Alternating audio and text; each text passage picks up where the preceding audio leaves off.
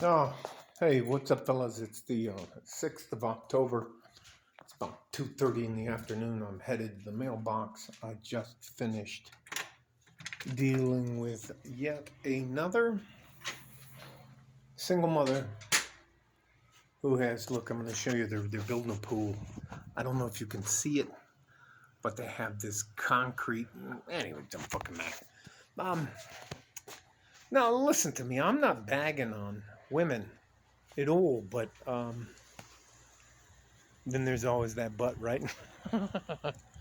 So I'm walking into the sun now. It's setting that way. It's in the west, anyways.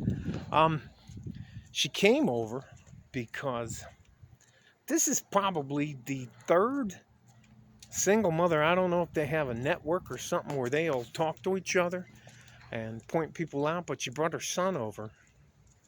Another young man who was getting bullied, picked on, bullied, whatever you want to fucking call him. And he came home with a black eye.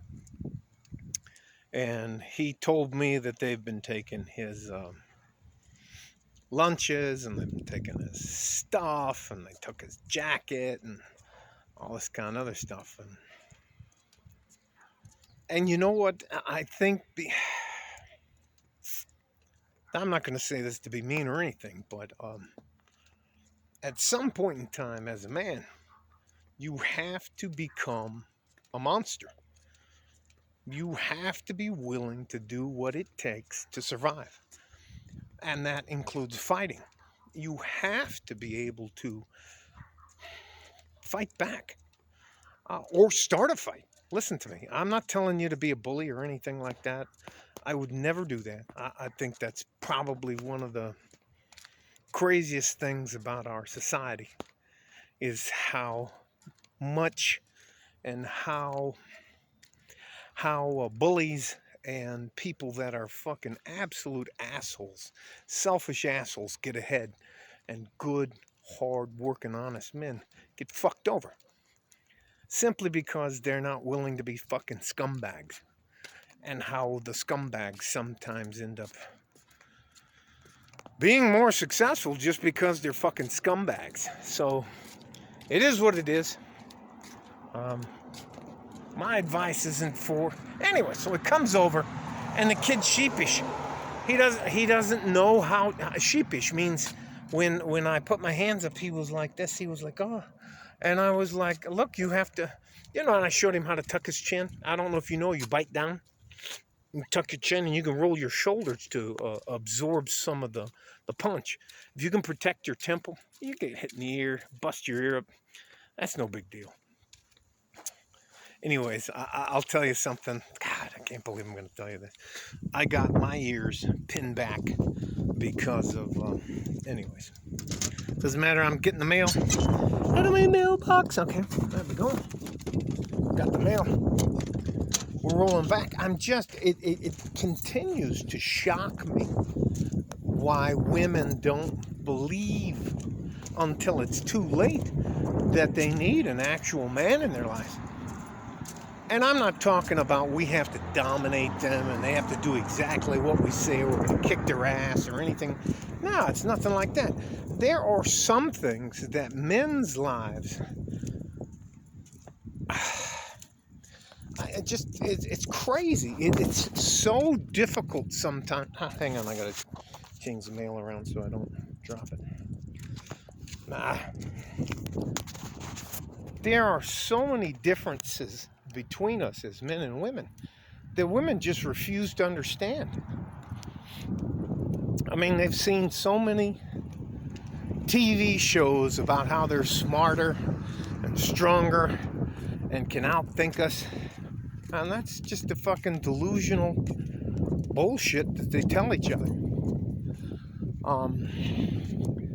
Anyways, I spent 45 minutes. They showed up unannounced too, and they were like, hey, how are you? Anyways, and I wasn't rude to them or anything like that.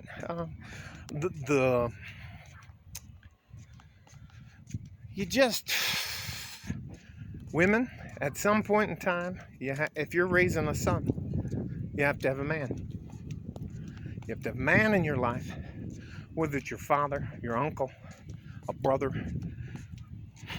You have to let a man become part of his tribe. And you gotta stop making guys into girls. That's not how any man makes it through life. Life for men is not desired, is not set up for all of us to succeed equally and be fair, and ponies and birthday presents and all that kind of stuff. Life is a grind. Life is survival of the fittest.